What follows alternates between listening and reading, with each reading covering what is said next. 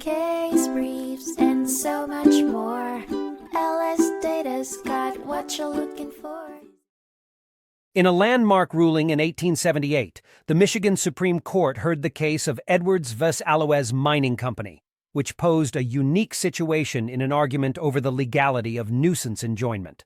An intricate glance into property rights and the lawful boundaries of civil wrongs underlined the suit. The plot of this lawsuit began when the plaintiff, who neither resided on nor conducted a business on his property, purchased a parcel of land adjacent to a mill. His intention was not to coexist peacefully, but to put pressure on the neighboring business, the Allouez Mining Company, to buy the land at an inflated price to preserve its own business interest. However, the defendant refused to cave into this pressure. In retaliation, the plaintiff filed a lawsuit, claiming that the mill operation was a nuisance to his property rights. Accusations centered on the defendant's copper mining operations since 1874, causing a stream to transfer sand from the mill onto the plaintiff's land. The defendant argued that this was a necessary consequence of preserving their mining operations' profitability. When brought before the circuit judge, the court denied the plaintiff's requested injunction against the mill operations, given the plaintiff's speculative motives in buying the property.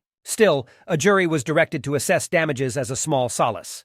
The plaintiff, dissatisfied, appealed the decision. Ultimately, the state Supreme Court upheld the lower court's decision, ruling against the plaintiff's demand for an injunction.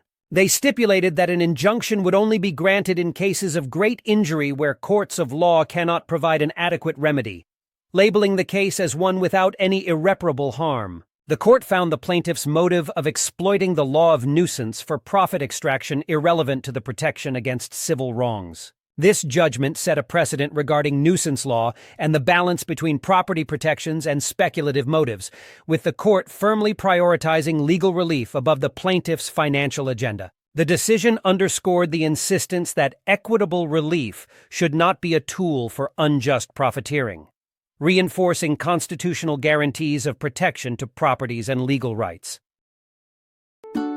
Case briefs, and so much more. LSData's got what you're looking for. Visit lsd.law, elevate your mind. Leave the stress of class.